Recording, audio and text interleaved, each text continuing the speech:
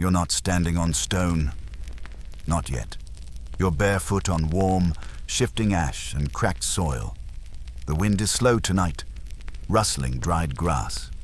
And you're crouched near something that's not quite a campfire. It's more a flickering miracle. The heat wavers. Shadows play across the others' faces as they huddle close. Quiet. Watching. No one's really talking yet. Not like we would call talking. A few grunts. Maybe a low hum. A shared glance. Language. More like teamwork with gritted teeth and hopeful eyebrows. Still, this is where it starts. Somewhere on a night like this. You poke the fire with a stick and it doesn't go out. That's the first win. You've seen flames before terrifying wildfires. Lightning that splits the sky and sets entire forests ablaze. But this one, this fire doesn't kill you. You're learning to keep it, feed it, protect it like a pet that might bite. And it changes you. You didn't invent fire. Not even close. Homo erectus beat you to it by maybe 1 million years. Historians still argue whether they cooked or just toasted by accident. But you're starting to rely on it like it's a family member. Fire means warmth when the wind cuts deep. It means meat, actually edible, after the hunt. It means longer nights filled with glowing eyes and stories that may or may not be lies. And most importantly, fire means light when everything else is dark. You probably won't survive this. No, really. Most of your people die before 30. A simple cut could mean fever. And a good hunt might feed the group but leave you with a broken leg and no backup plan. You're not exactly bulletproof, but right now, in this moment, you're alive. Watching sparks dance up into the night. You feel something like hope curl around your ribs. So, before you get comfortable, take a moment to like the video and subscribe, but only if you genuinely enjoy what I do here. Drop your location and what time it is in the comments. I want to know who else is up, watching ancient firelight with me. Now, dim the lights. Maybe turn on a fan for that soft background hum. And let's ease into tonight's journey together. The fire lets you see, but the clay lets you build. You don't call it clay yet, of course. You just know it squishes when wet and hardens under the sun. It's a toy, a tool, a test. You mold it into simple bowls at first sloppy, maybe lopsided, but they hold water, and that's enough. There's no agriculture yet. You still move, following food and avoiding anything with teeth longer than your hand. But some strange thing is shifting in your tribe. You're watching animals, noticing that the ones you feed tend to stick around.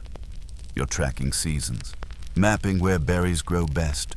You plant seeds just for fun at first and then gasp when they actually grow. You don't know it yet, but you've started the slow death of nomadism. This is the Neolithic transition. That sounds fancy. To you, it just means you don't walk as far these days. You stay close to the clay-rich riverbank. You start stacking stones. You carve out little hollows in hillsides to stay dry. And eventually, someone not you, probably one of the bossy elders, decides this is home now.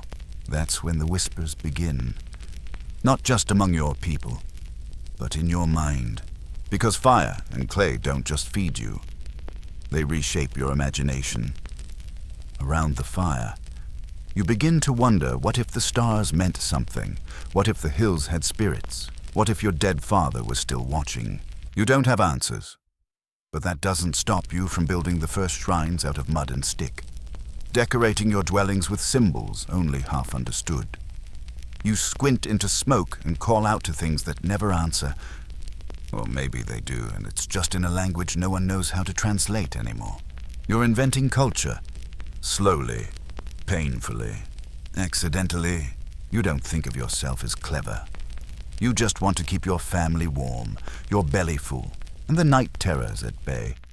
But that first time you shape wet clay into a tiny figure of a woman round hips, wide belly, simple dots for eyes, you feel a shiver. That little statue won't help your crops or heal your child's cough. but you press it into the earth anyway. A prayer, a wish, a whisper made solid. Here's your quirky tidbit. The earliest known fired clay figures we've found, like the Venus of Dolni Viestonis, go back 29,000 years. But they weren't pots or tools. They were art, which suggests humans didn't first use clay to survive. They used it to feel. So yes, you cook meat over fire, you store berries in clay jars, but mostly you're fumbling your way toward meaning. Every lump of earth and flicker of flame brings you closer. You start to bury your dead with care tucked under mounds, wrapped in reeds, sometimes with painted stones. This is no longer a survival tactic. It's grief, it's ritual, it's a story about death that doesn't end at the last breath. And once you have stories, even whispered ones, civilization isn't far behind. Fire lets you dream longer at night. Clay lets you leave marks behind. You're not exactly civilized, but you're no longer just surviving. You're starting to build. You wake up with dust in your mouth and clay under your fingernails. It's not exactly luxury, but it's your home now. Not a cave or a temporary shelter you have to tear down before the next migration. This is a structure, a place, a claim staked into the earth with mud and muscle. It started with digging. You remember dragging your hands through wet earth by the river, the way it stuck to your palms like some ancient, reluctant secret. You didn't know what you were doing. No one did. But when you mixed it with straw and let it dry in the sun, something wonderful happened. It held, and just like that, the game changed. You and your kin begin pressing bricks from clay. Crude at first, lumpy and uneven, but with each day, the technique improves. Someone figures out stacking methods. Someone else invents mud mortar. You're suddenly part of the first architectural team in history. Congratulations, you've just been roped into the world's oldest group project. And yes, you're still doing most of the work. Here in the Levant, on a patch of fertile crescent where the rivers run stubborn and silt-heavy, your people begin building something unusual: walls. Not just walls to lean on or walls to sleep beside, but tall, looming circles of defense and identity. Jericho is the name historians will give it thousands of years from now. But to you, it's just the place where your grandmother died and where the earth finally stopped being temporary. The tower rises slowly, stones laid in spirals, mud plastered and smoothed. It's a labor of generations, and you're just one set of hands in a very long line. You think of it as protection, something to keep out wolves or rival tribes. But it's more than that, isn't it? It's the first whisper of something bigger: territory, permanence, legacy, and also, if we're honest, bragging rights. You stand atop the wall and watch the others below, shaping bricks, guiding donkeys, hauling baskets of river muck. You're not sure why, but it feels important. Maybe it's because now, when the floods come, you don't lose everything. Or maybe it's just because for the first time in history, a human can say, "This is mine." The invention of home is underrated. Here's a fringe tidbit: archaeologists have found skulls buried beneath the floors of early Neolithic homes in this region, plastered with clay and shaped into lifelike faces. Eyes painted on, noses molded. The dead didn't leave, they moved in.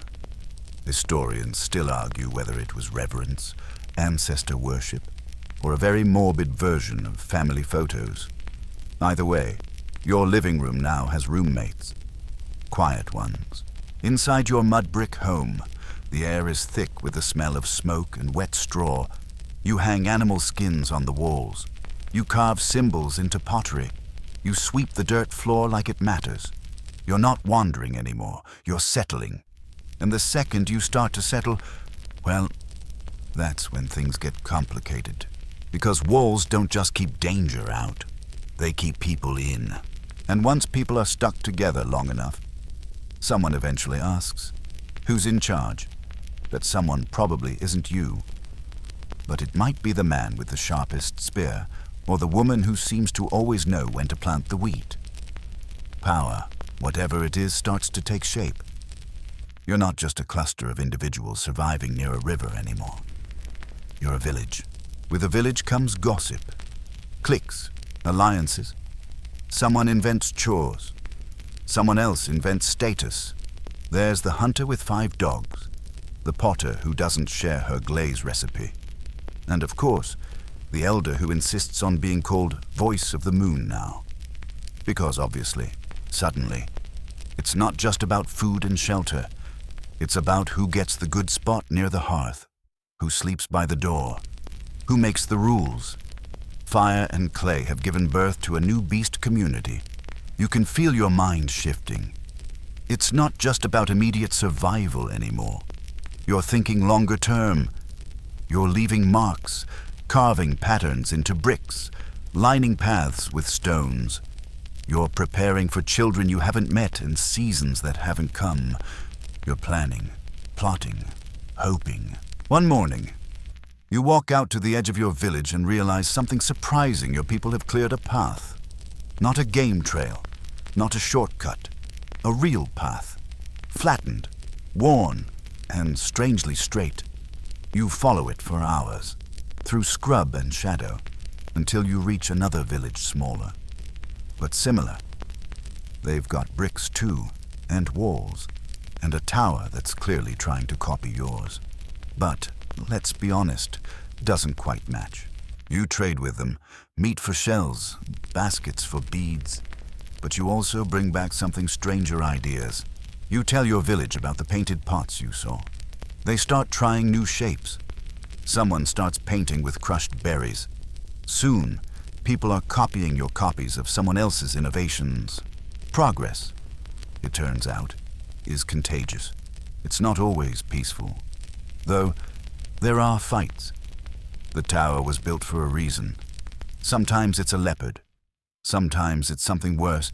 People, armed, hungry, or just angry that your clay bricks are stronger than theirs. Still, you return to your fire each night. You patch the walls. You pray to the skull under your bed. You teach your child how to press handprints into wet mud. This is how civilization crawls forward, one muddy palm at a time. You don't know it yet, but your little village is part of something enormous. Across the Fertile Crescent, hundreds of settlements just like yours are building, burning, rebuilding. You'll never meet them. You'll never know their names. But together, you're shaping the foundation of everything that comes next. You rise before the sun, stretch your aching back, and reach again for the clay. There's always another wall to build. The scent hits you before the sight does. Damp earth, fresh grain, and the warm, slightly sour musk of animals that now live suspiciously close to humans. You step into a clearing where the wild has been tamed just enough to grow wheat, and suddenly you're not just surviving the land, you're shaping it. And with that, welcome to the chaos that is early agriculture. Here in Mesopotamia, somewhere between the Tigris and Euphrates, your people have pulled off something borderline magical. Instead of chasing food, you're now making it stay put. Wheat, barley, lentils, a few stubborn goats. It's a logistical mess. Honestly. Crops need tending. Animals need fencing. The kids keep accidentally feeding the sheep too much. And worst of all, farming is boring. You miss the adrenaline of the hunt, just a little. But it works. Your belly is full more often now, even if your knees are muddy and your back's a disaster. This is the beginning of what scholars call the Neolithic Revolution.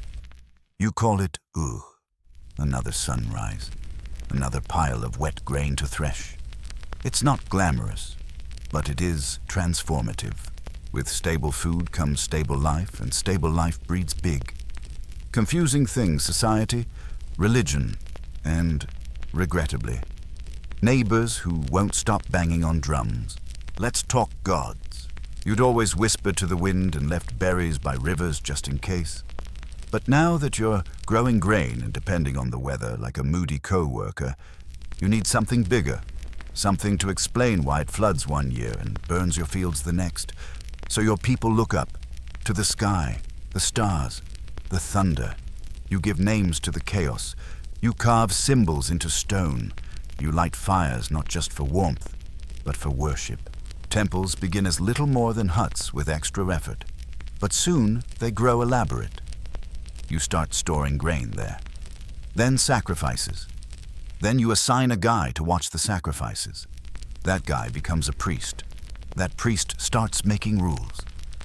Next thing you know, there's a whole class of people who never plant a seed but somehow always have the nicest robes. Religion and farming, it turns out, make excellent roommates.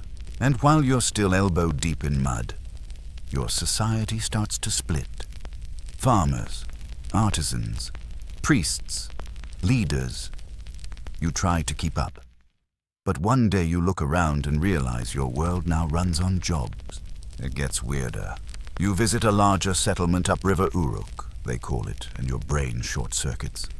There are ziggurats rising like muddy mountains, people speaking a dozen dialects, and stalls where strangers trade wool for silver discs. You stare, you gawk, and then someone offers you fermented barley water. You drink, instantly regret it, and then, well, okay. Maybe you take another sip.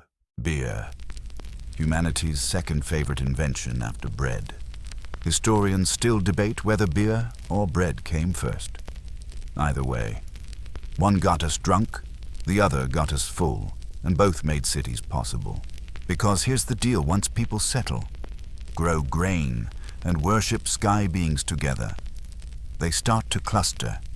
Villages become towns, towns become cities, and cities are messy. You get your first taste of politics when your neighbor tries to claim your plot of wheat as his. You both yell. The village elder flips a stick to decide who's right, and you both leave mad. Justice is clearly still under construction. But amidst all this grain, gossip, gods, something strange is taking shape in your heart ownership. You didn't build this city, but it's starting to feel like yours. You helped lay the stones, haul the water, offer the prayers. You've planted memories here alongside your millet.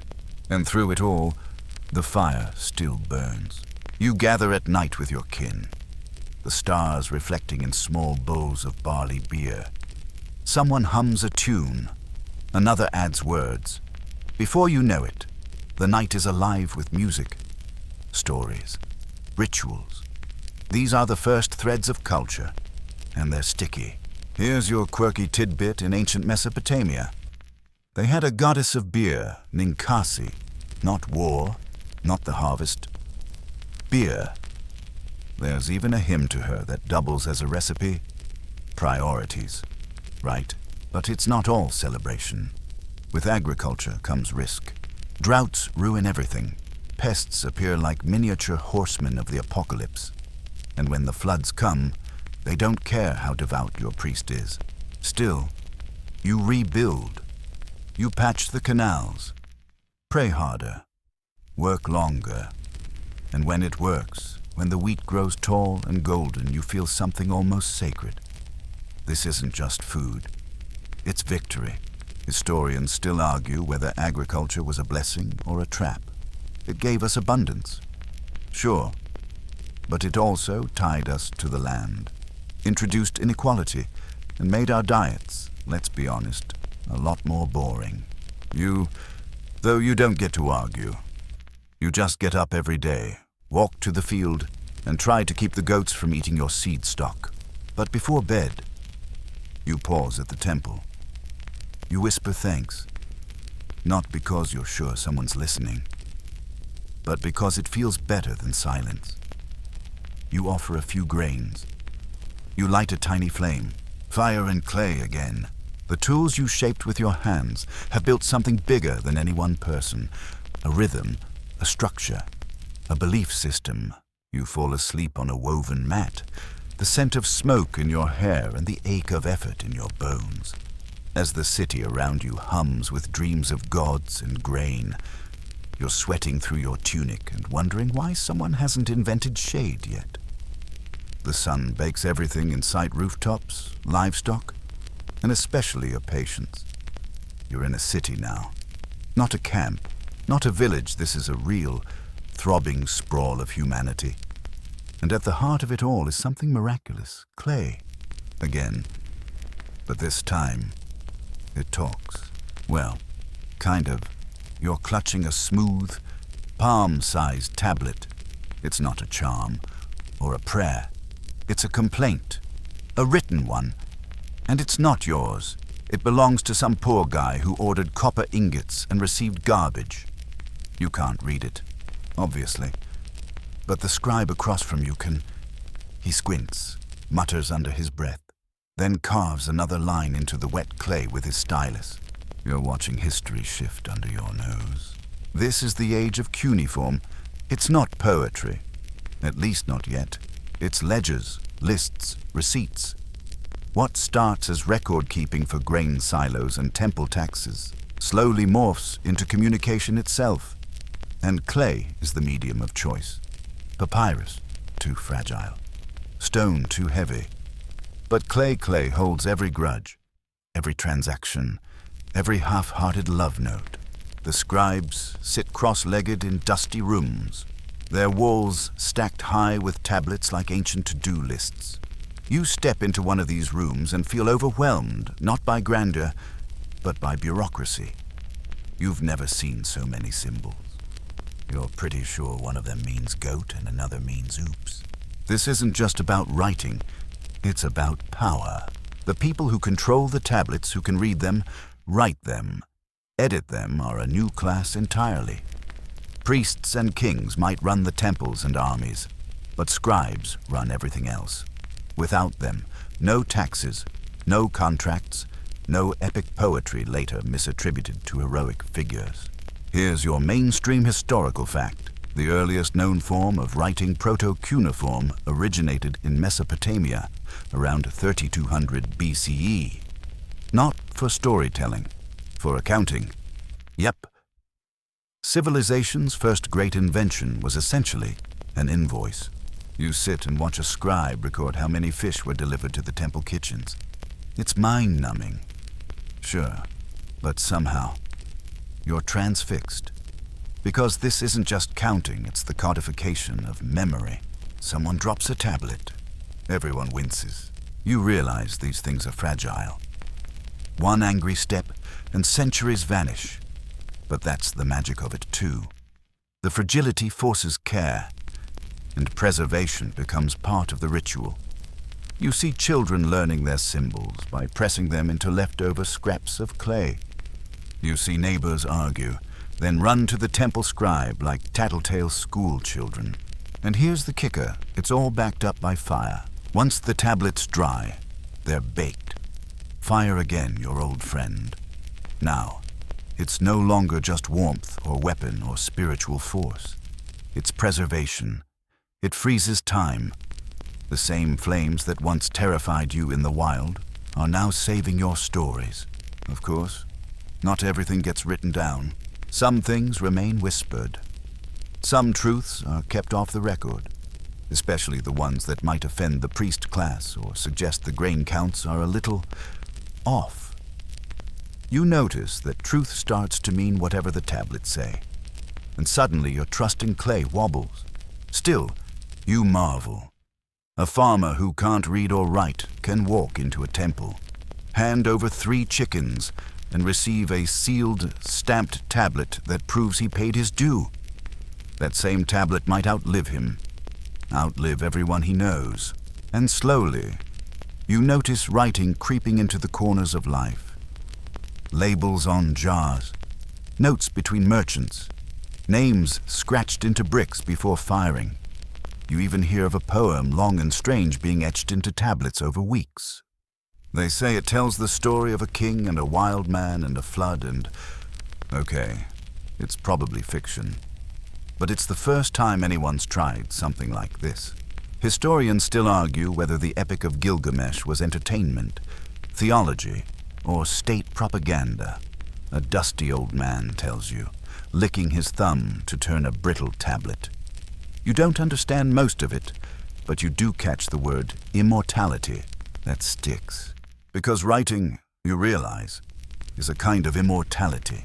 You walk the city streets and see clay everywhere, not just in bricks and pots, but in thoughts made solid, words preserved in fire.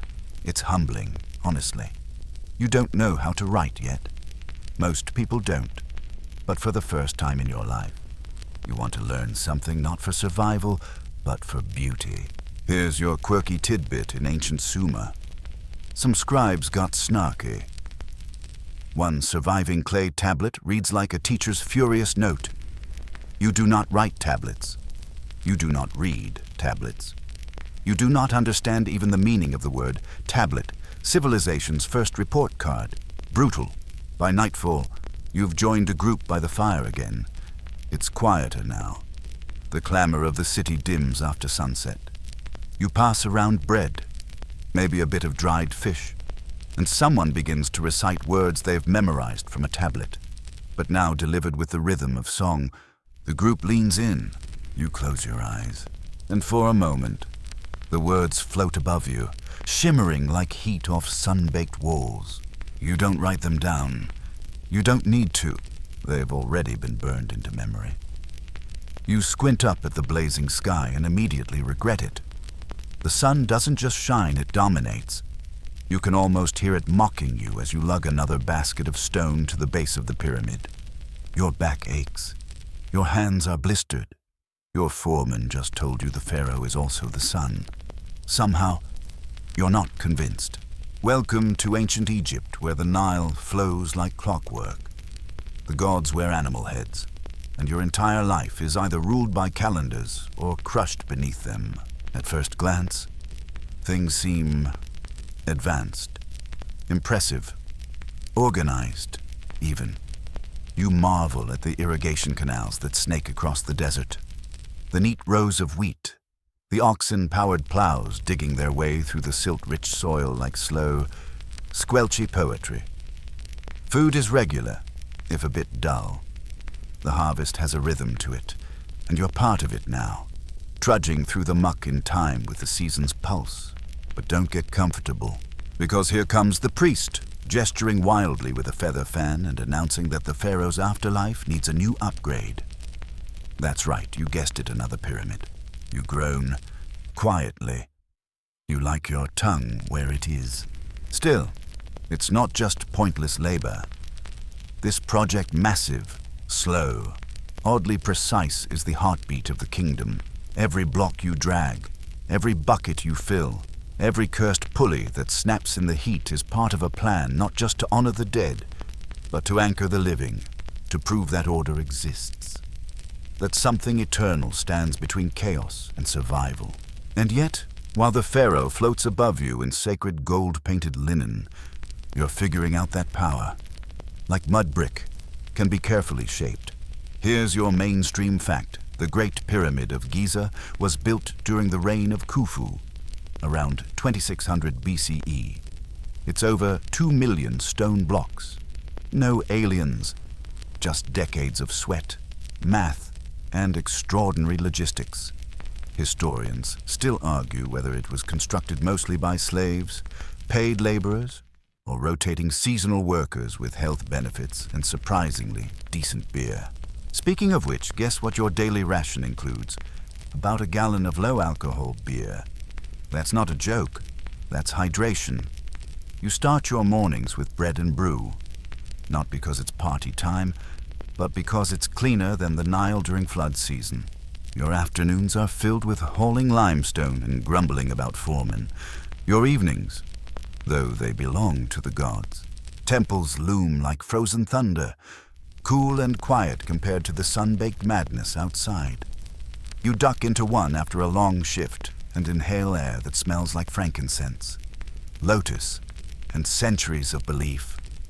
Carvings coat every surface, gods smiting chaos, priests holding ankhs, stars marching in orderly rows above crocodiles and sacred cow. The stories on these walls aren't just decoration, they're law. They're the reason you work, the reason you obey, the reason no one questions why the pharaoh never seems to age, even when he's replaced by his conveniently young son overnight. You tilt your head back and stare at Horus falcon-headed, proud, painted with crushed lapis. You wonder what it's like to be a god. Then you remember the mess at the quarry this morning and figure you'd rather not. But the Nile keeps flowing. It's always the Nile. The river rises and falls with dependable grace, flooding the fields, depositing life in the form of rich black silt. Without it, this entire place would be just sun and bone. But with it, Egypt thrives. And where there's abundance, there's structure. Your city now has streets. Not many. And they're still mostly just dusty paths. But they lead somewhere. There's a butcher, a baker, and someone who claims to talk to hippos. The baker's son is learning to read hieroglyphs, the fancy ones that require 100 tiny bird-shaped symbols to say, hello. You've stopped laughing at it. There's something powerful about a language that looks like art. But of course, you're not in charge of any of it. You carry blocks, you pay taxes in barley, you bow when the priest passes by, and once a year, you march in a long, slow parade, carrying statues of gods that are heavier than they look and absolutely not allowed to be dropped. Here's your quirky tidbit. Ancient Egyptians used crocodile dung as a form of contraceptive. Just imagine the brainstorming session that led to that one. Hey, you know what might work. You sigh. Still, there's beauty here. You've seen funerary boats carved with sacred precision. You've helped paint jars to store organs of the dead. You've heard music echoing off stone corridors, women singing in high, bright tones as the scent of honey and smoke lingers in the air. And you've watched a city rise from reeds and mud walls smoothed with clay, decorated with stories that no one outside your floodplain will ever understand. Fire, once again, plays its role. Kilns blaze with heat, baking pottery, firing faience beads, hardening bricks into permanence. Flames don't just light your lamps, they birth your tools, your jars, your tomb offerings. You used to fear fire, now you feed it. You lean against a warm slab of limestone at the end of the day, drinking your beer and trying not to fall asleep before sunset. Your muscles ache in that satisfying way that says, I built something today. You don't get a statue. You don't get your name in gold, but your fingerprints are baked into the very blocks of the kingdom. And someday, when this pharaoh is dust and your bones are long gone, someone might still walk past the pyramid and wonder how it was made. You were there. You dragged the stone. You left your mark in fire and clay. You stare at the dull orange glow in the forge and realize something. This is no ordinary fire. It hisses. It spits. It demands respect. The air is thick with smoke and metal hot copper, harder tin, and the tang of something new. This is bronze, and in your hands, it changes everything. Welcome to the Bronze Age, where stone is out, metal is in, and your ancestors suddenly have a lot more ways to make a point. At first, it doesn't look like much. A lump here, a blade there. The early tools are crude, but sharp. Too sharp. You slice your palm on one by accident and learn quickly bronze is serious business. Unlike stone, it can be shaped and reshaped, repaired, melted down, reborn. You've entered an age where objects aren't just found, they're forged. And that changes people, too. Tools cut cleaner, axes clear forests faster, plows bite deeper into the soil. But it's the weapons that catch your eye. Bronze daggers gleam in the hands of soldiers. Spears fly farther. Helmets deflect blows. You watch tribes bristle with new confidence.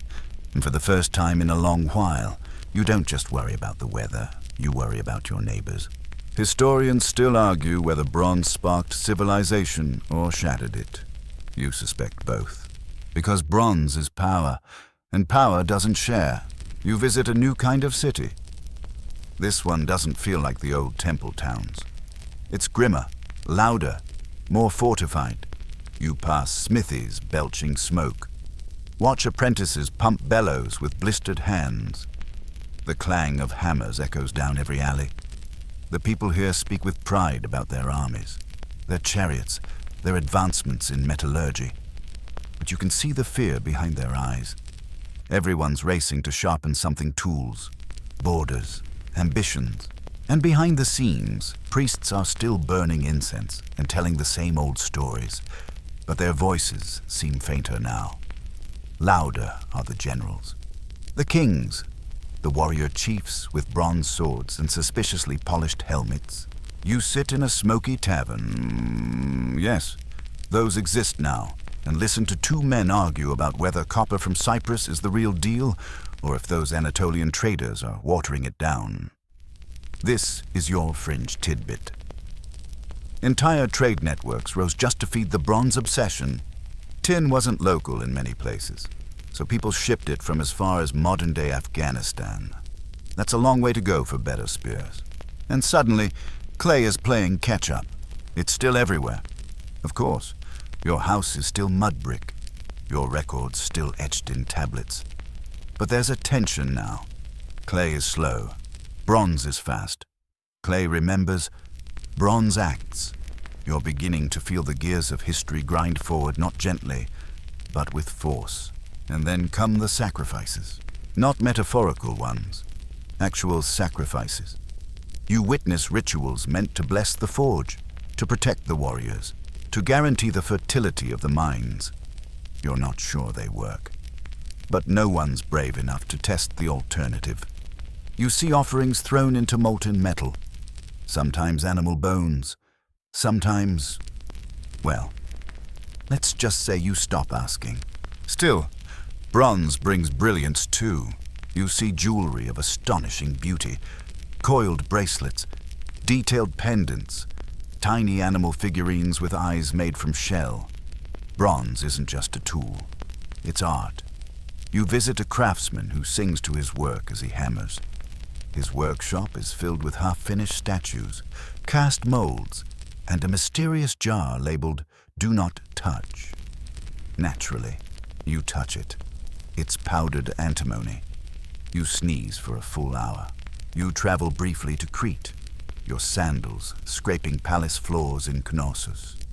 Here, the Minoans have blended fire, clay, and bronze into something dizzyingly beautiful. Frescoes ripple with blue dolphins and dancers. Storerooms brim with oil and grain. You're told the labyrinth was real. You don't go looking. But beneath the artistry, you sense fragility. Everyone's balancing on a knife edge. One bad harvest, one ambitious warlord, one volcano. Oh, wait. Remember Thera, that island didn't just go boom, it rewrote the map. And while your world doesn't collapse overnight, the signs are everywhere. Cities start walling themselves in. Trade routes go quiet. People whisper about the sea peoples like children whisper about monsters. Still, each night you return to the flame. You light a lamp filled with animal fat and remember the days when fire was just survival. Now, it's a forge, a kiln, a symbol. You're not just using fire anymore, you're wielding it. It melts ore. It purifies tools. It turns rock into weapon and earth into empire. And clay holds the memories of it all.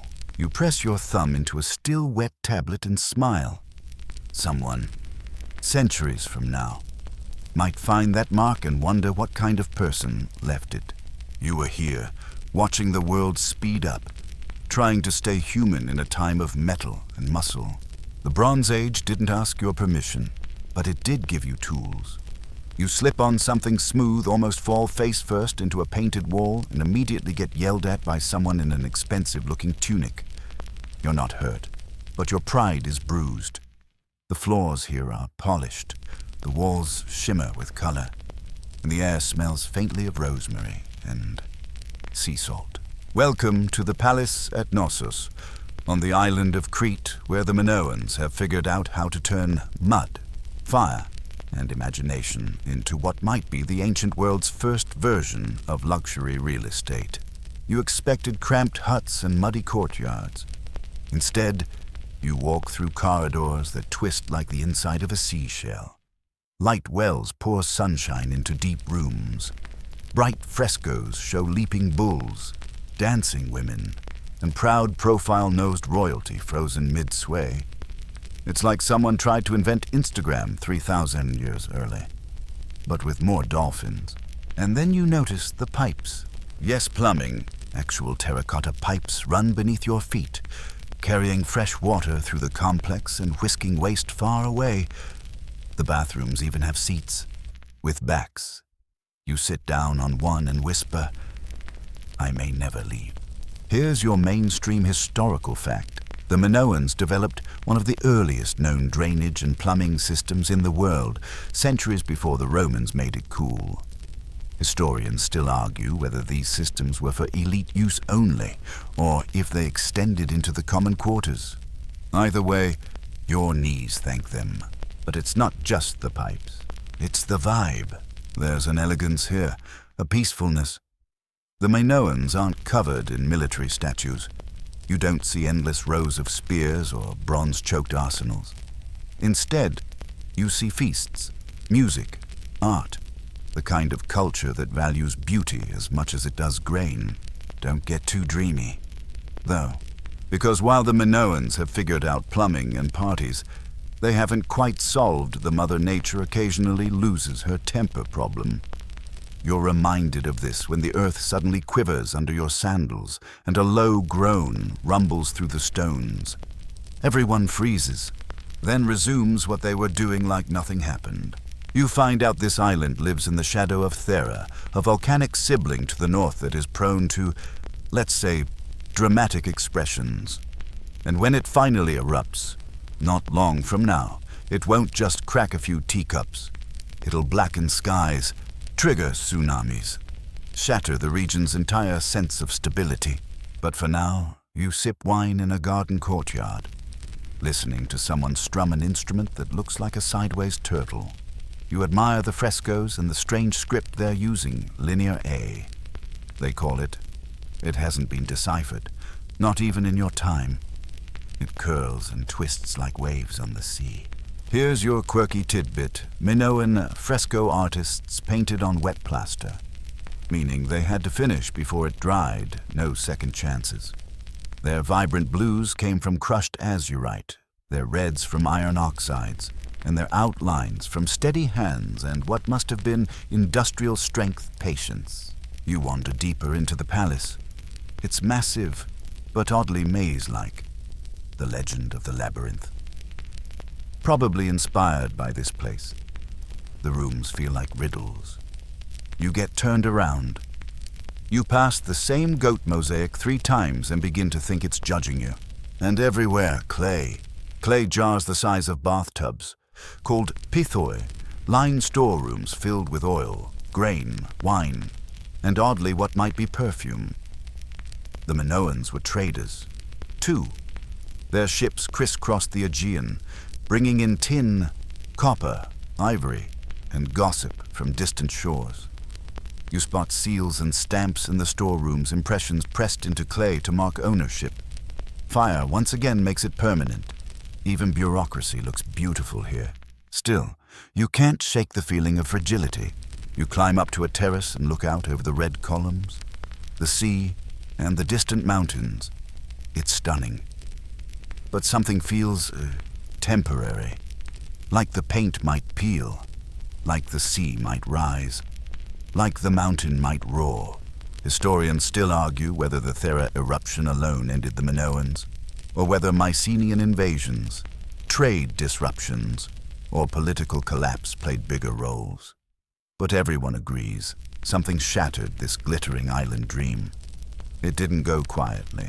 As night falls, torches light the halls, casting dancing shadows over dolphins and double-headed axes carved into stone.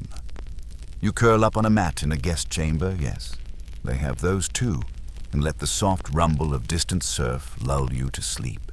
Before you drift off, you think about how fire and clay built this world too. Fire made the kilns that fired the pipes. It hardened the bricks. It lit the lamps. Clay shaped the jars that held their harvests, the tablets that carried their marks, the floors you tripped on twice today. They had art, they had plumbing, they had sea trade and sweet wine and songs about bulls that never touched the ground, and then they were gone. You turn on your side, listening to the wind, because somewhere out there, the volcano is still breathing. You wake to screaming not human, but wind. It howls down the coast like a wounded god, rattling shutters, slamming doors, scattering olive branches across the hills. Something has changed. The air is thick with ash, the horizon smudged and twitching. You step outside and your feet crunch on a thin layer of gray. It's not dust, it's fallout. Thera has blown. The island you glimpsed on that peaceful afternoon from Knossos gone. Well, not gone, but cracked, splintered, vomiting stone and steam into the sky.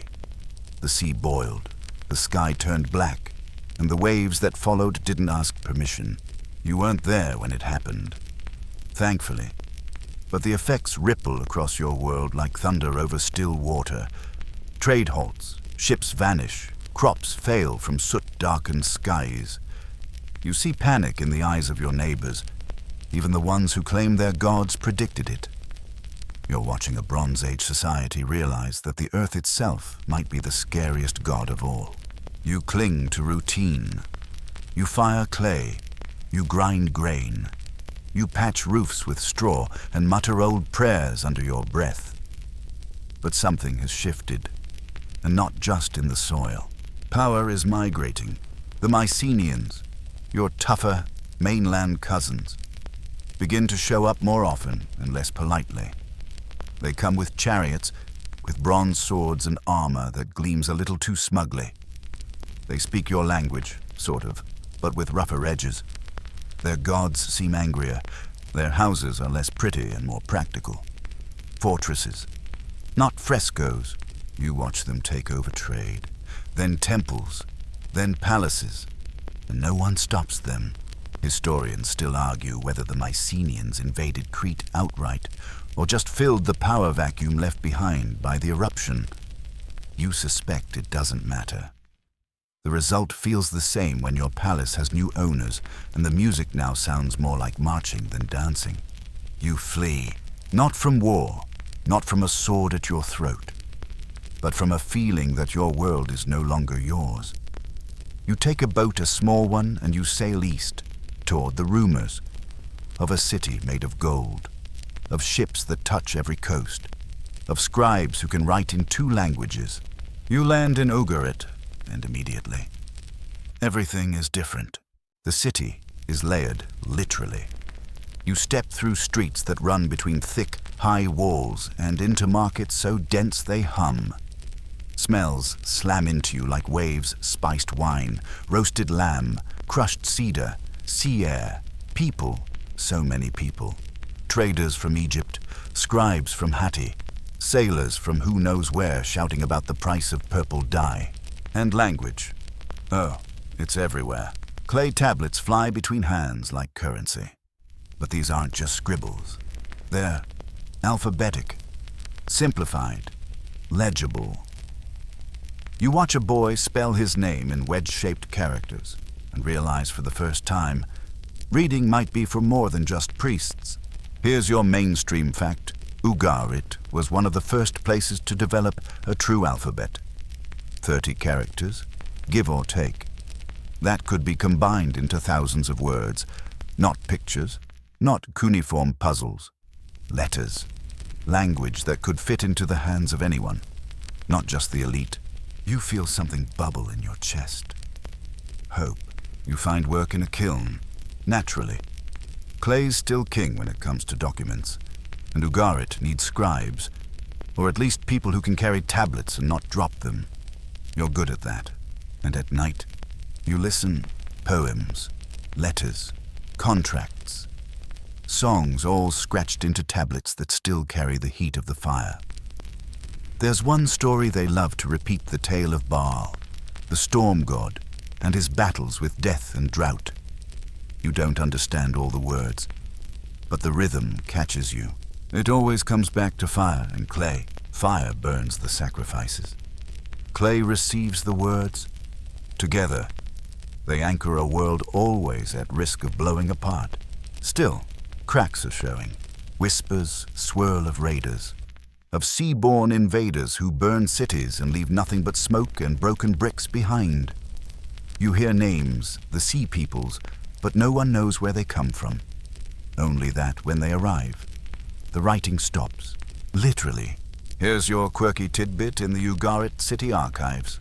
Archaeologists found a letter on clay, half complete, that was being written as the city burned. The last line trails off mid-word, interrupted by fire or panic or worse. The moment frozen. You wonder what the scribe meant to say. It's getting harder to ignore the signs.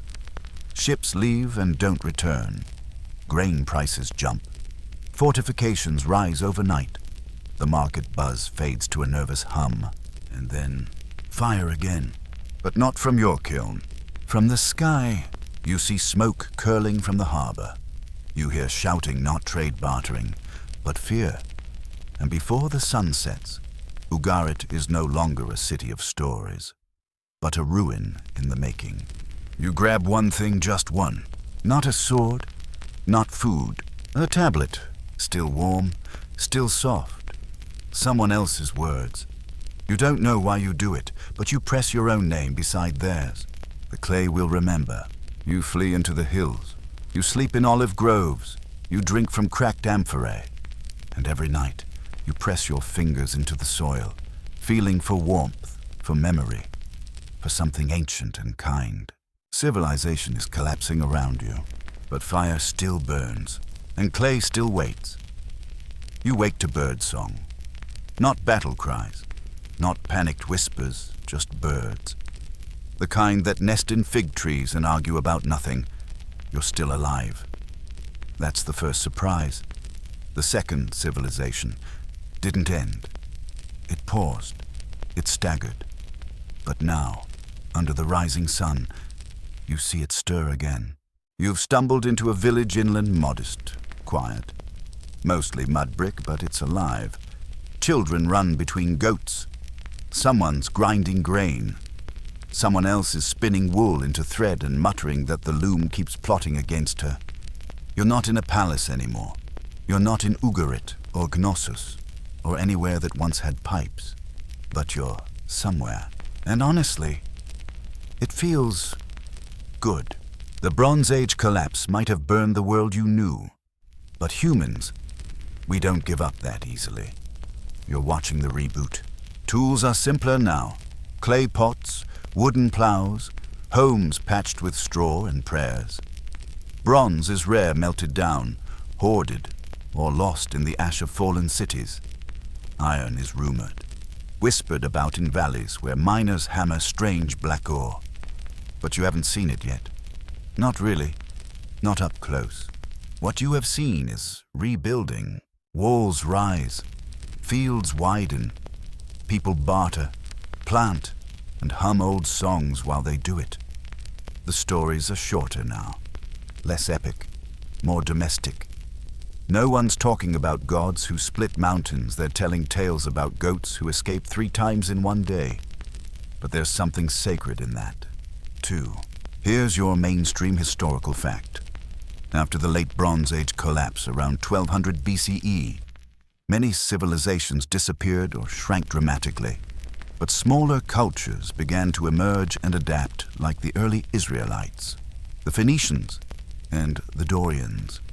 Historians still argue whether this period was a dark age or simply a necessary reset for more localized resilience. You settle into village life reluctantly, but it grows on you. There's a baker who adds herbs to his flatbread, a weaver who speaks 3 dialects and insists on dyeing everything purple, a local elder who remembers the old gods but has suspiciously modern ideas about farming efficiency.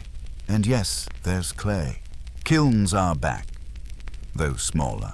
Clay tablets are rare, but pottery is flourishing again. You help dig a trench and uncover shards from some city long gone. The elder peers at it and says, Looks like the old style. You nod, but you know better. It's yours. From years ago. You remember that painted curl. You remember that fire. It hits you. Time doesn't erase everything. It buries things. Sometimes gently, like a blanket. Other times violently, like a landslide. But if you really dig, you'll find the fingerprints again.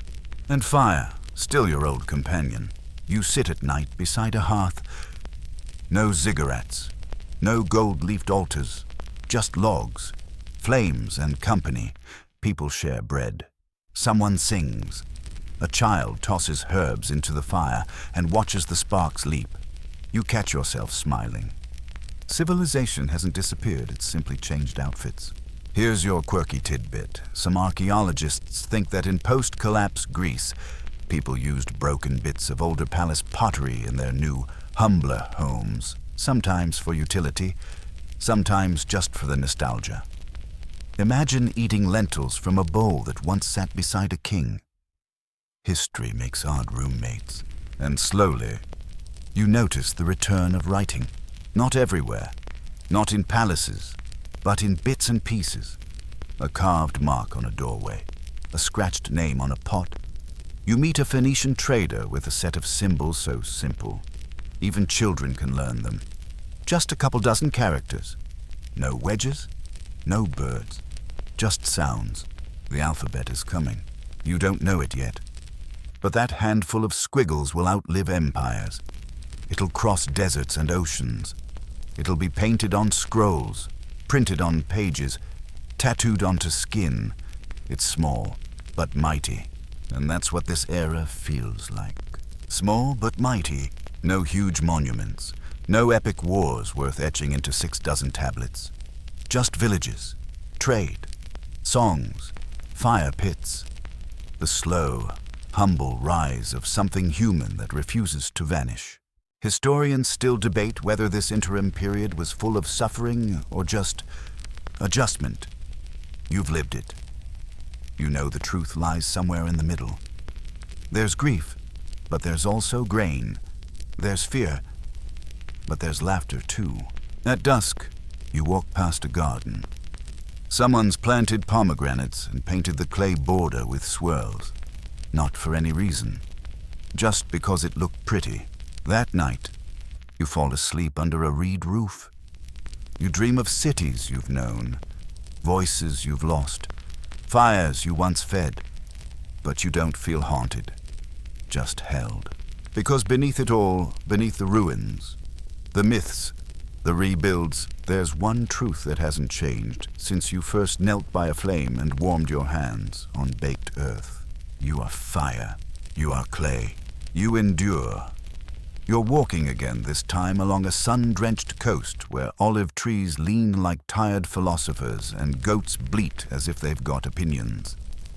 The air smells like salt and thyme, and the sandals on your feet were definitely made by someone who cared more about form than function. You're in Phoenician territory now, and here, the world is wide open. No, really. It feels different. You've crossed into an era that doesn't just rebuild it reaches. After the dust and silence of collapse, there's motion again. Ships slide into harbors like sleek shadows. Cargoes of cedar, glass, purple dye, and ideas flow faster than ever. And leading the charge, the people of the sea, the Phoenicians. You follow the curve of a harbor in Tyre, stunned by the sheer volume of stuff being hauled around. Amphorae clink, oxen grunt. Traders shout in at least 6 different languages. It's not just survival anymore, it's connection. People want more than bread and shelter. They want beauty, story, color, especially color. You learn quickly that purple is everything here. Not grape purple.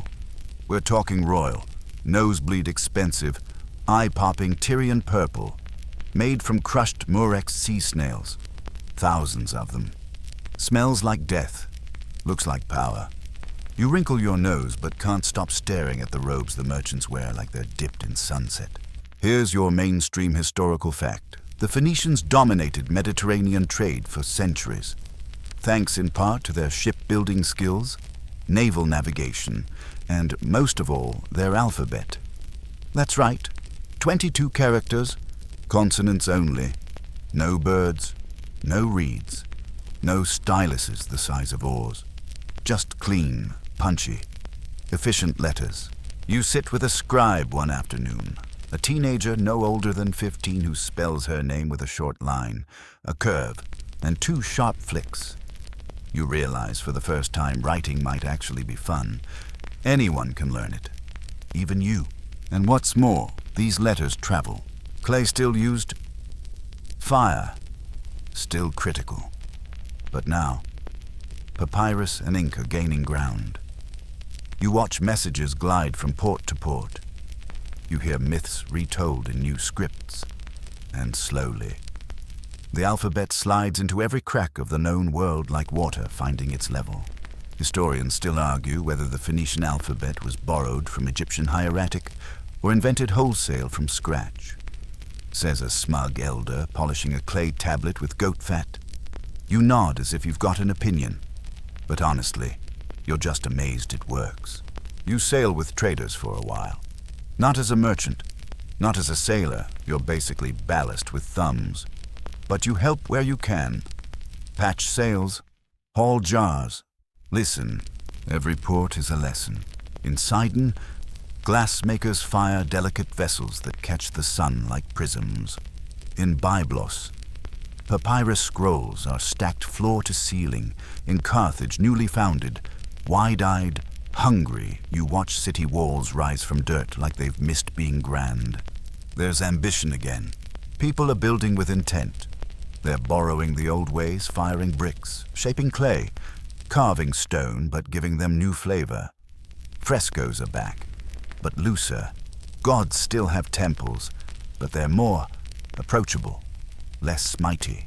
And at night, you sit by the fire with a circle of sailors.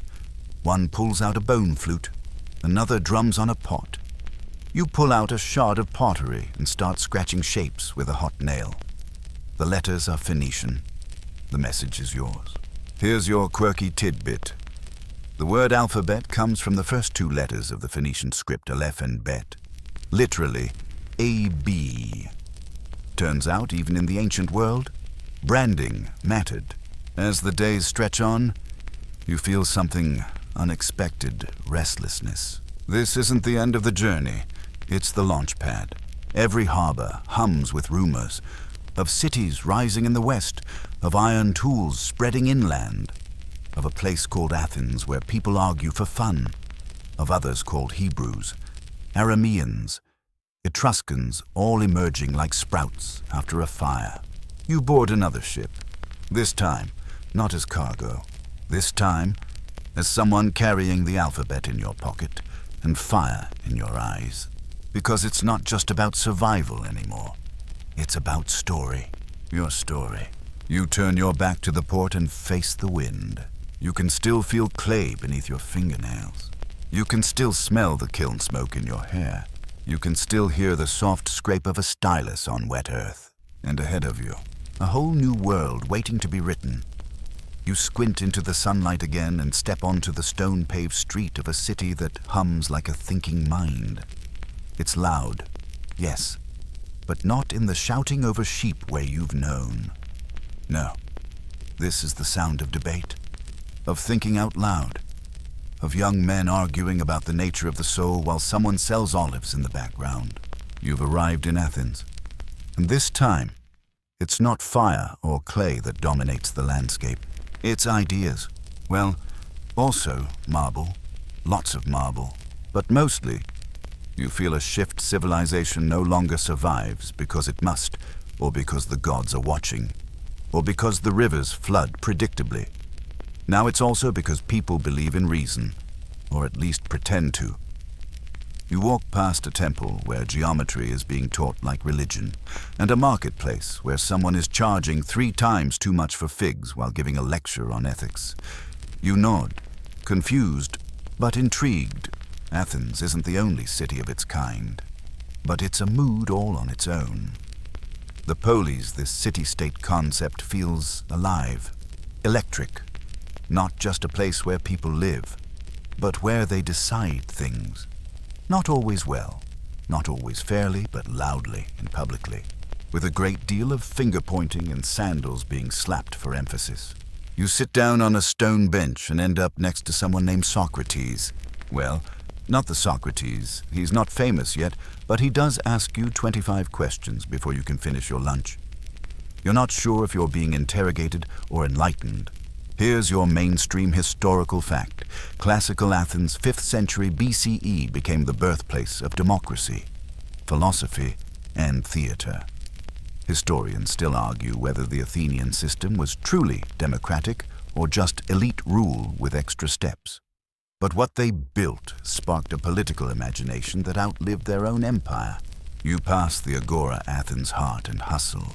It's like a farmer's market, courtroom, lecture hall, and Twitter feed rolled into one.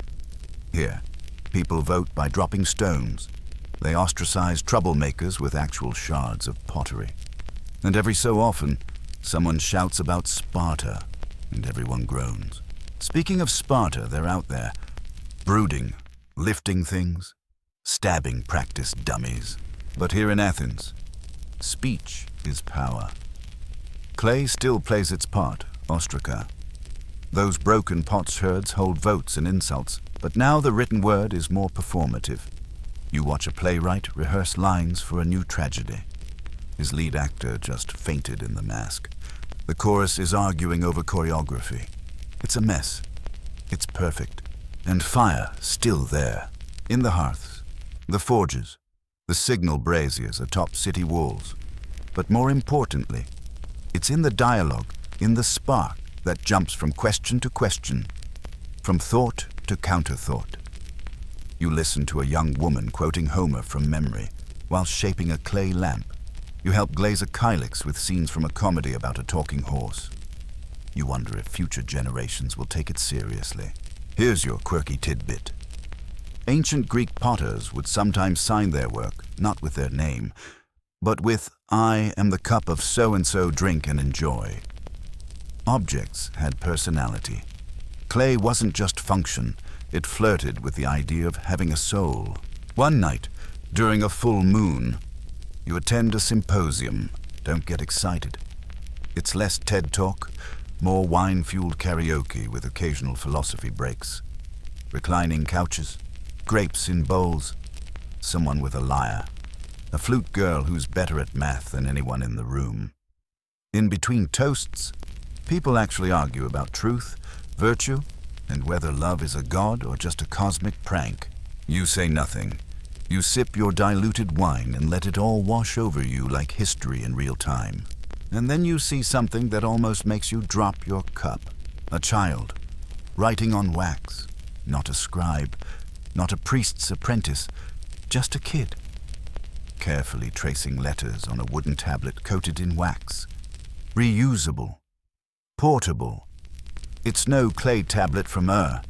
It's no papyrus scroll from Byblos. But it's everywhere. Literacy is spreading. Maybe not to everyone. Maybe not fast. But it's happening. And those letters, still Phoenician at the core, but reshaped, reborn. The Greeks added vowels, a simple, brilliant tweak that made reading more natural. You flip the wax over. A name, Themistocles. Probably going to run for something one day. Historians still argue whether this literacy explosion was truly democratic or mostly for the privileged. But even if only a few read fluently, their words would ripple outward like rings on water. By the time the sun rises, you've walked half the city again. You stand on a hill and look back, not just at the buildings white against the first light, but at the conversations still echoing in your mind. This isn't the end of civilization's journey. It's one of its high-wire acts. Bold, flawed, beautiful, fragile. You pocket a small piece of pottery etched with the letter A, Alpha, the beginning, again. You're walking again only now. The road beneath your feet is perfectly flat, shockingly flat. like someone took a giant rolling pin to the land and declared, "We march this way. Welcome to Rome," and not sleepy, early Rome with huts and hopeful shepherds. No, you've arrived mid-roar when the Republic has legs and the Empire's crown is just waiting to be polished. You pass mile markers carved from stone, aqueducts arcing over valleys, and entire cities that look suspiciously like they've been stamped from the same template. You've never seen infrastructure this confident, and it all runs on two things: order and fire. Clay, too. Of course, how else would you label the thousands of amphorae storing oil, wine, fish sauce, do not ask, and wheat? But Rome has elevated logistics into something holy. You don't just build a city here, you schedule it. You quantify it. You issue receipts for it. And oh, the receipts. You watch an administrator in a toga dictate an inventory to a room of slaves, scribes, and one guy whose only job is to warm the wax tablets on cold mornings. You try to help. You are not invited back. Here's your mainstream historical fact. The Roman Empire constructed over 250,000 miles of roads across its territories. These roads weren't just for armies, they enabled trade, mail, taxation, and surveillance. Historians still argue whether this connectivity was true unity or controlled chaos dressed in marble. But you don't need historians. You feel it. You take a walk from a villa near Pompeii to the Forum in Rome and don't get lost once. You drink water from a public fountain carved with lion heads. You attend a public bath and discover, quite rudely, that Romans are not shy.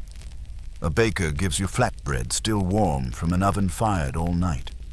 He stamps it with a family seal before handing it over. That's stamped clay again, baked in bulk. He's got 50 of them. Rome, you realize, is obsessed with standardization. And yes, with spectacle. You watch gladiators fight not just for survival, but for narrative. There's music, commentary, a man with a scroll explaining the match like it's a boxing promotion. You wince, but you also can't look away.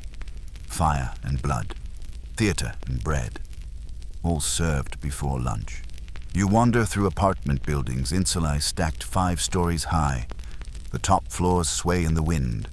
The bottom floors smell like anchovies. Somewhere between, a family is sculpting small household gods from clay. They paint them lovingly. No one tells them to. Here's your quirky tidbit. Roman apartment blocks were so fire-prone that laws had to restrict how many oil lamps one could use at night. Still, residents kept cooking over tiny clay braziers, despite the risks. Rome was not only the city of marble, it was the city of burning toast and terrible decisions. And yet, it worked. Somehow. Miraculously. This patchwork of temples, taverns, tenements, and triumphal arches functioned like a single breath. Everyone from Spain to Syria knew the coins. The calendar, the rules, the language Latin was everywhere, carved into stone, painted on walls, muttered over contracts, shouted in markets. You find a child reciting her lessons on a wax tablet. Again, you lean closer. It's not just letters, it's grammar, conjugations, declensions, syntax so precise it could slice bread. You smile, because even in its empire-building fury, Rome still believes in the power of structure, whether roads or language or law. And law. Oh, law is serious business here. You sit in on a trial in the basilica. The accused is accused of stealing bricks. You think that's a strange crime until you learn those bricks were imperial property and someone might actually get executed over them. You shift uncomfortably. Clay, again, at the heart of it all. Stamped, coded, recorded. Every brick in Rome had an identity. Every pot had a purpose. Every fire had a schedule. Historians still argue whether Rome's love of regulation was brilliance or overreach. You decide it's both. As the sun dips, you find yourself at a villa on the outskirts. An old man, retired general. Maybe offers you wine and points to a mosaic he's made in his courtyard. It's all clay-fired tiles arranged to show a lion devouring a goat while two mice watch with popcorn. It's weird. It's wonderful, he sighs and says. Order is lovely, but chaos is funnier. And then you feel it under your feet. A rumble, not war, not protest. The ground itself. You freeze. Not again. The old man doesn't seem worried. Vesuvius. She gets indigestion sometimes. You don't find that reassuring. You leave before morning. Because you know what fire can do. You've seen it rise in kilns and fall in cities. You've watched it cook bread and burn archives. You trust fire, but you also fear it. That's what Rome teaches you. Even the strongest roads lead toward collapse. But also forward, always forward. The roads are quieter now. You walk them still, some cracked. Some swallowed by vines, but they're not buzzing with legions anymore. Rome has receded, not vanished, just softened. You pass a crumbling aqueduct, now home to goats, a milestone half buried in moss, a marble column toppled into someone's vegetable garden. The empire didn't explode, it eroded, and in the silence that follows, something gentler stirs. You make your way to a monastery, half fortress, half library. Wholly strange. It smells of sheepskin parchment and rosemary oil. You expected chants and grim faces.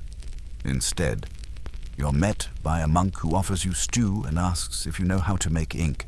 You don't yet. Inside, the light is dim and flickering. Candles burn low over rows of parchment. You hear scratching quills over vellum, copying letters as if each one might hold back the end of the world. Because in some places, it feels like the end. Trade routes fray. Cities shrink. Old gods are retired. Their temples looted or rededicated. The fires still burn, but now they warm small corners. Personal hearths. Scriptoria. The world's grown quieter, but maybe, just maybe, more reflective. Here's your mainstream historical fact, following the fall of the Western Roman Empire in the 5th century CE. Europe entered the so-called Dark Ages. Historians still argue whether this term is fair. Many now prefer early Middle Ages, noting that while large-scale governance collapsed, local knowledge and culture quietly evolved. You're watching it happen. In one monastery, they're copying Cicero. In another, the Gospels. In a third, a suspiciously detailed guide to cheese-making, all on parchment. Now, clay has mostly gone too heavy, too fragile. Paper hasn't yet arrived. Instead, scraped animal skins, stretched and smoothed until they become soft scrolls of memory. You miss clay, a little, but you understand the shift. Fire still plays its part. It dries the ink, seals the wax, warms frozen hands at dawn. But this isn't the age of fire and glory anymore. It's the age of fire and patience, of quiet pens, hidden wisdom, and slow preservation. You live for a while among the scribes. You learn how to boil gall nuts for ink, how to cut quills from goose feathers, how to illuminate letters with gold leaf so thin it disappears if you breathe wrong. You make mistakes. A monk with large eyebrows quietly fixes them while reciting Latin under his breath. And through it all, stories survive. Old ones, Homer, Virgil, even fragments of older clay texts, translated imperfectly, but still breathing. You catch whispers of Babylon, flashes of Greece, shadows of Rome. The past hasn't died. It's just taking a nap between chapters. Here's your quirky tidbit. Some early medieval manuscripts were made on recycled parchment called palimpsests, where old writing was scraped off and new text laid over top. With modern technology, we can now read what was beneath. Layered history, literally. A ghost beneath the ink. You journey again. West this time, into forests and hills, to places where fire is less sacred and more essential. Villages huddle around meager hearths. Clay is used for mugs, ovens, roof tiles, not gods or kings. No inscriptions, just utility. But the stories are still there, oral now, told beside flames in the oldest way.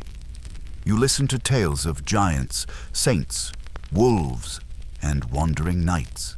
They blend memory and myth without apology. You don't correct anyone. You've learned that truth is rarely simple, and history is often bedtime story first, fact sheet second. Then, one day, in a wind-swept village near the sea, you hear a rumor. Paper from the east. Strange travelers have brought it thin, light, strong, easier to make, easier to carry. A whole new skin for ideas. Clay once held the earliest words. Parchment kept the sacred ones. But paper might carry everything, and it spreads. Slowly, like fire from a single spark. By the time you reach Spain, monks are copying not just scripture, but science. From Arab texts, from Greek, from Hebrew, translation becomes its own sacred act. You hold a page that whispers across centuries, across languages. You press your hand to it and feel a strange warmth. This isn't the collapse of civilization. It's a recombination. 1,000 old fires becoming one steady glow. The cities will rise again, the libraries, the questions. But for now, in this quieter age, you sit by the hearth with a book in your lap and the smell of ink on your fingers. You think of the first clay tablet you ever held. You smile, because memory has always needed a vessel. And whether carved, copied, or carried in whispers, it survives. The air smells like ink and smoke and something else. Change. You step into a narrow street in Mainz, Germany, and a sound hits your ears like nothing you've heard before, the thunk-chick rhythm of a machine. Not a hammer, not a kiln, a press. And with that press, history shifts. You peer through a dusty window and see it a pressman dabbing black ink onto raised letters, then lowering a wooden plate onto paper with the weight of destiny. It creaks, groans, opens. A fresh page is pulled out like magic. You blink. It's a book, not handwritten, not one of a kind, one of hundreds, and all of them exactly the same. The printing press has arrived, and it doesn't just whisper change, it shouts it. Here's your mainstream historical fact. Around 1440 CE, Johannes Gutenberg revolutionized information with the movable type printing press.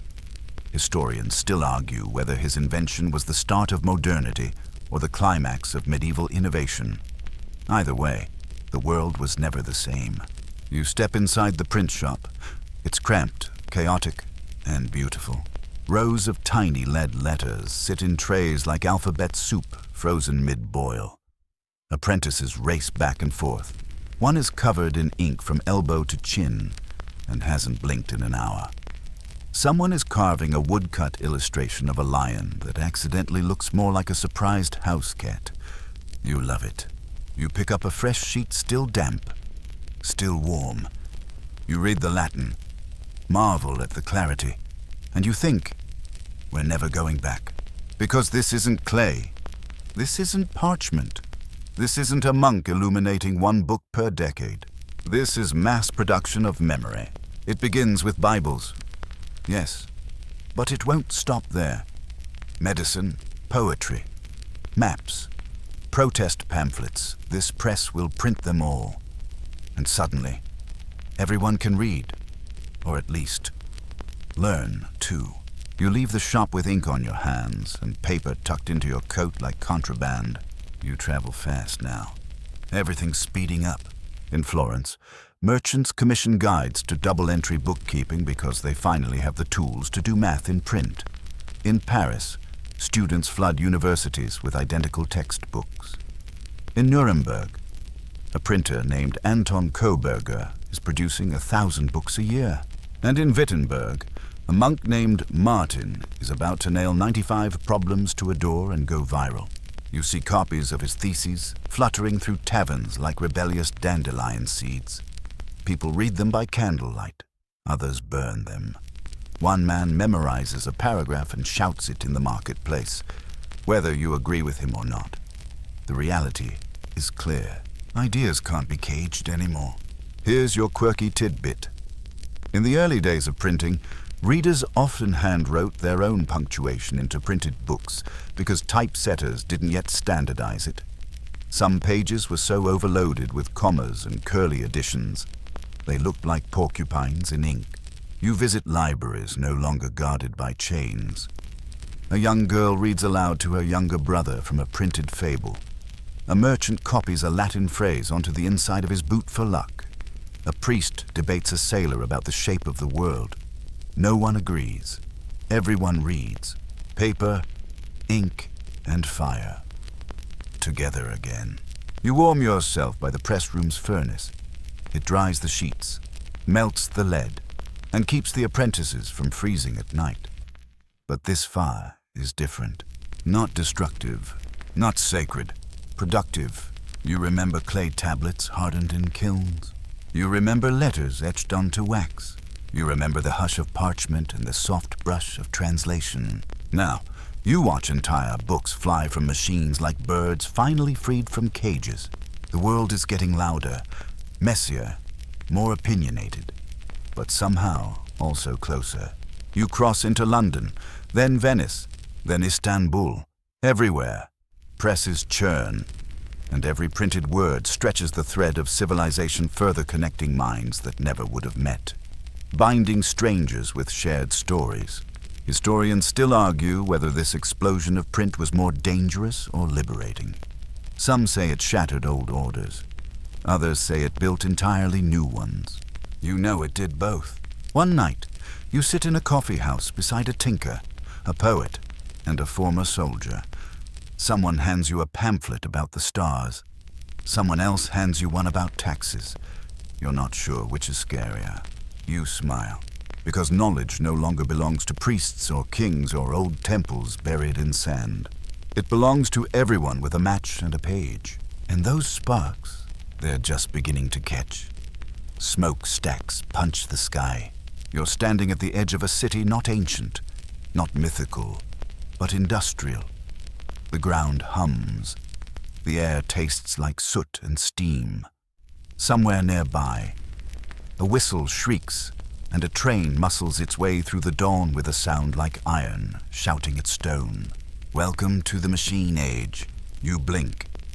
You've seen civilization stumble and crawl and stretch, but now, it's sprinting. Coal feeds furnaces that never sleep. Gears turn, pistons pump. Looms clatter like the heartbeat of a new world. You step into a factory. Manchester, maybe, or Liège, or Lowell. It's hard to tell. They all look the same now. Rows of spinning machines, the hiss of steam, the endless tick of time being monetized. You spot a girl no older than 10 working the textile lines. Her hands move fast, too fast. A foreman barks orders. She doesn't flinch. She doesn't stop. You feel your breath hitch. Civilization has risen, but it's come at a price. Still, you keep moving, because this isn't just about factories. It's about information accelerating. Railways cut through countries. Telegraph wires slice the sky. Letters that once took months now arrive in days, hours. Even the fire you knew as sacred has become engineered.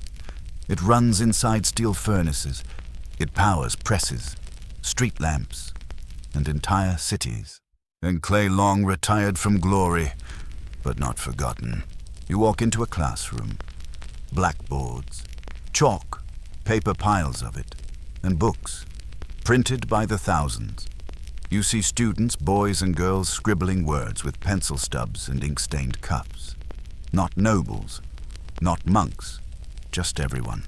Here's your mainstream historical fact by the late 19th century. Public education was expanding rapidly across Europe and North America, fueling mass literacy. Historians still argue whether this surge truly empowered the population or just trained better workers. The truth lies, as always, somewhere in the smoke. You visit a library in Boston. The card catalog alone looks like a temple. Books in every direction. You run your fingers over bindings, some machine-stitched, some still handcrafted. There's a dusty shelf with a replica of a cuneiform tablet in a glass case. You smile like you're seeing an old friend. And then the presses roar again. But this time, they don't print Bibles or philosophy. They print revolution. Papers scream from street corners. Workers demand fair wages. Women demand the vote. Scientists publish blueprints for machines that can fly. You ride a bicycle down cobbled streets and see posters calling for strikes, elections, and the dismantling of empires. Ideas are loud now, unavoidable, and still carried on paper, warmed by ink, sparked by thought. One night, you step into a small attic in Paris, where a typesetter is piecing together a newspaper by candlelight. Every word is a match, she tells you. We're just handing them out. You think about clay tablets cradled in your arms centuries ago, and realize not much has changed. Here's your quirky tidbit in the late 1800s. Anarchist newspapers were sometimes printed on scrap wallpaper because it was the cheapest available material. Imagine toppling a government with polka dots and then electricity.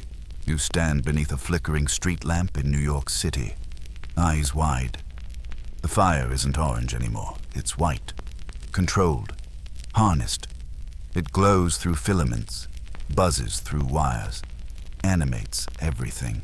The printing press becomes the telegraph, then the telephone, then the typewriter, and each one compresses time and distance even more. You see skyscrapers rising like vertical cities. You hear jazz spilling from gramophones. You watch a boy scribble a poem on a napkin in a diner, then pull out a lighter and burn it. For privacy, for style, for drama. Because fire still means something. You sit on a train and glance out the window. Towns flash by. Someone beside you is reading a novel. Someone else is drafting plans for a machine that could fly across the ocean. You realize, with a kind of quiet awe, that you're no longer walking through civilization. You're riding inside it. Historians still argue whether the industrial age marks true progress or just a new kind of chain. But you know this, it's a furnace of possibility. Dangerous, brilliant, relentless, beautiful. And beneath it all, still smoldering the same old partnership. You and fire. You and story. You and the material you've shaped for 10,000 years to hold memory in your hands, whether it was clay, parchment, paper, or code. Because the fire never left, it simply evolved. So now, as you stare out over a skyline stitched in smoke and light, you take a breath. And, you know, the slow rise of human civilization never really stopped. It's still rising, still burning, still writing, and now, the fire's dim. You close your eyes and let the hum of trains, presses, and whispering voices fade into the background. The warmth from the machines becomes a soft glow in your memory, less a blaze, more an ember, steady, comforting, familiar. Beneath the din of engines and arguments, you hear something deeper, quieter, the rhythm of humanity itself. We've always built with what we had. Stones, then clay, ashes, then ink. Each age reshaped by the tools we forged in flame and the words we chose to share, not always wisely, not always kindly, but always with a kind of stubborn hope that something we create, some tablet, some book, some whispered thought will carry forward, that it will be found, remembered, maybe even loved by someone we'll never meet, like you, now, drifting gently into sleep, with ancient fires flickering just behind your eyelids. So rest easy. Let the centuries settle like dust on a scroll. You've walked a long road from the first spark struck in a cave to the glow of city lights miles high. You've seen the builders, the bakers, the scribes, the dreamers. You've held their work, heard their stories, and you'll carry them with you into your own tomorrow. Now, breathe, feel the ember at your core, and sleep, traveler, sleep. End of script. Sweet dreams.